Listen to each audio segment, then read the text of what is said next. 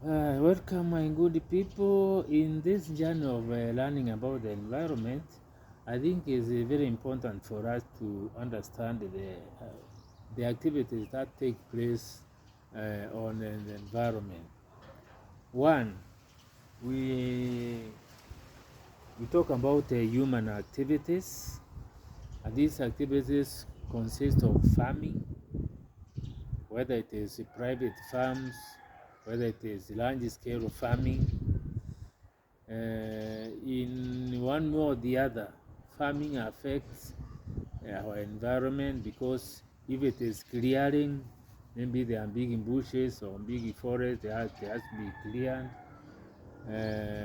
When preparing to plant the crops, the soil is going to be disturbed by either tilling or making fallows.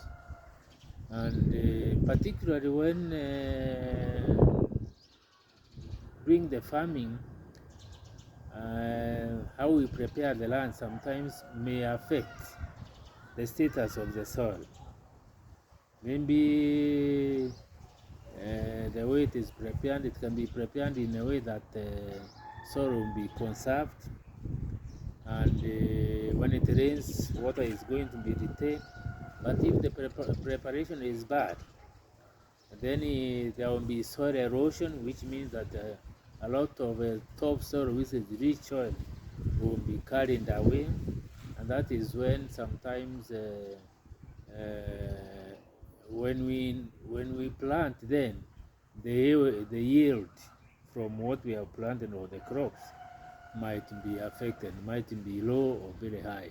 If the soils are well conserved, rain is water is retained, then the harvest becomes big. But if the preparation is poor in such a way that when it rains, there is runoff carrying about the topsoil, then the yield is going to be low. And this is what we are calling about the tilling of the land.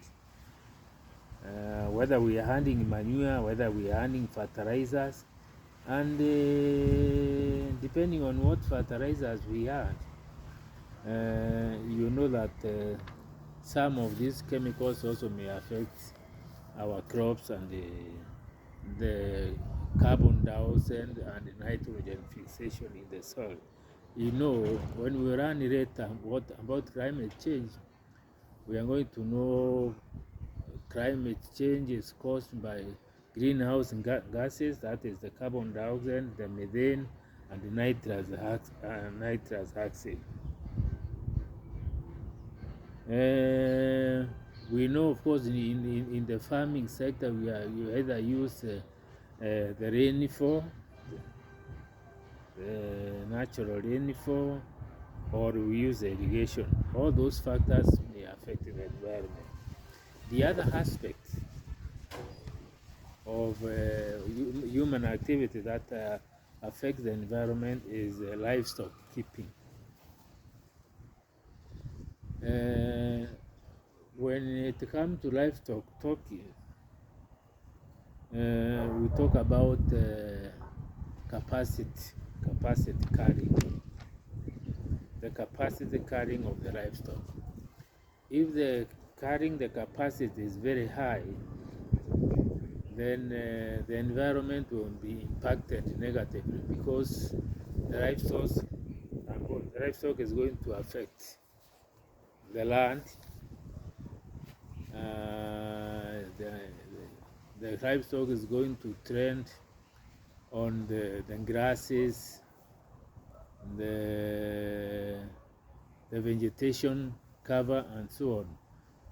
Where the livestock is moving, they are going to create trails or fallows, so that when it rains, there will be a lot of runoff of water. Instead of the water seeping into the ground, it becomes a runoff.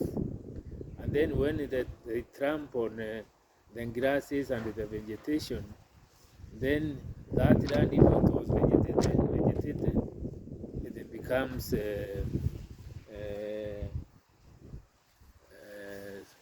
becomes it's called open ground. So keeping livestock, it depends on the number of cattle that are grazing on a certain given area, the unit capacity. If we keep a lot of animals, then that one may impact negatively on the environment, on the land on which they are grazing. Of course, it depends. If we go to bigger areas where, let's say the Maasai land, where the Maasais have got large tracts of land, 100 acres, 300 acres, 1,000 acres, that one may not have a lot of effect because they shift. The land is big, so the animals may graze here for some time, and then when the grass becomes smaller, they might move to another site. So there is a schedule grazing pattern which is rotated. But if the land is quite small, then it is not wise to keep a lot of cattle because it will have a very bad effect, negative effect on that land. That in those circumstances, that is when we call upon people trying to practice what we call zero grazing, or reducing the numbers, but then making sure that the breeds that we keep are of high status or higher grade, because it will give you higher returns. If you keep sheep which have been upgraded in terms of the genetics, then if it is milk goats, they will give you a lot of milk, so you may need fewer. If you are keeping a few cattle which are milking, they can give you more milk, which can give you better returns in terms of finances and so on. The other activity that affects the environment is businesses. That includes industries, shops, and the transport. That transport, you remove the vehicles, the railway line, and the airspace. Remember, in transport sector, the vehicles, the trains, the aeroplanes use fuels, and you know the fuels, they generate carbon dioxide and the other gases which pollute the environment. When we say they produce these gases which are carbon dioxide, methane, and nitrous oxide, it means they add to the environment or to the air, to the atmosphere, they increase the number of greenhouse gases, which later on we are going to know that these are the ones which affect the climate change, bring upon the climate change. Then we have another activity.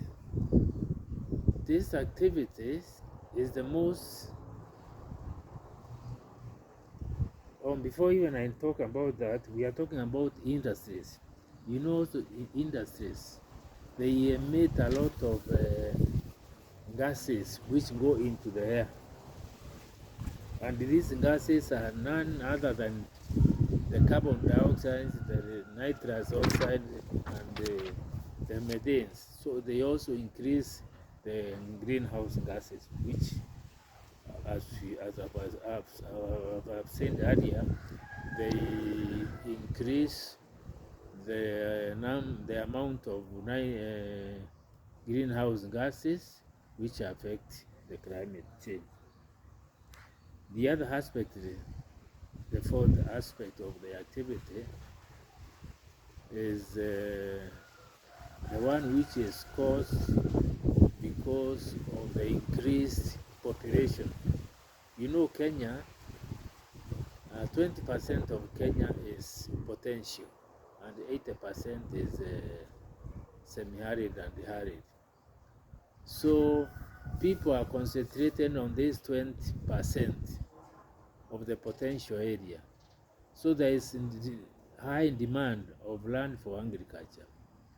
And in most of the cases, then the areas which are affected are areas which are called natural forests. And the natural forests are very important, very important in terms of, one, they are the sources of our rivers. And they play a big role in the water cycle. That is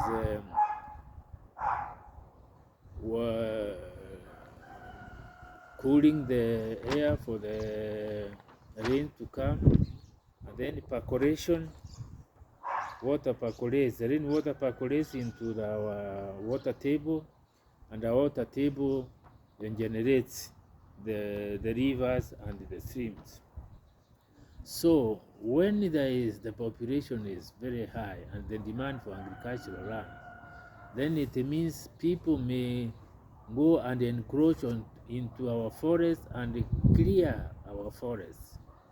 And you know, our forests are also, most important thing, they are our sinks for the carbon dioxide in the air. It is called, in other words, it is called carbon sequestration.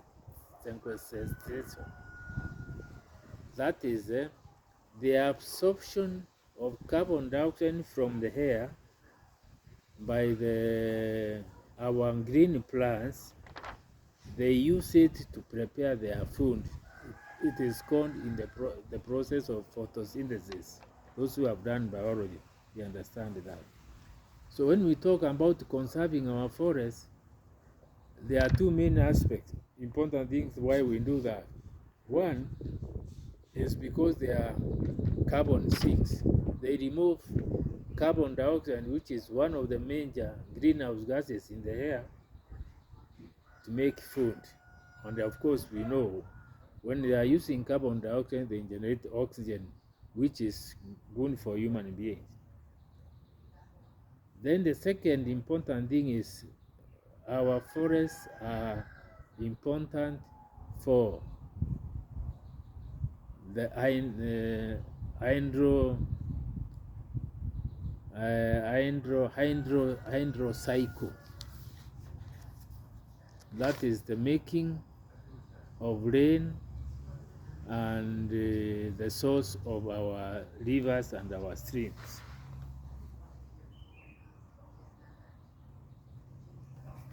So these are the major activities that take place on our environment. And when we'll be talking about climate change, then it is important that we have this knowledge of these human activities on our environment, because they are the ones which generate the greenhouse gases into the air. I've mentioned about clearing of the forests. When you clear the forest, you burn the residues from the forest. They produce carbon dioxide, which now increases the greenhouse gases in the air. When there is transportation, use of fossil fuels in the industries, in the transport sector, you generate the carbon dioxide and the methane and the fluorocarbons, which increase the greenhouse gases in the atmosphere. When you are doing keeping livestock and keeping and doing the farming, tilling the land and so on, you are also affecting our soils, so that when it rains, then they will have floods, will have runoff, and it will affect our soils. So it is important to understand this chapter on the human activities of our environment, and it is very important so that when we talk about climate change, its causes and so on, then we will be making references to this. Thank you very much.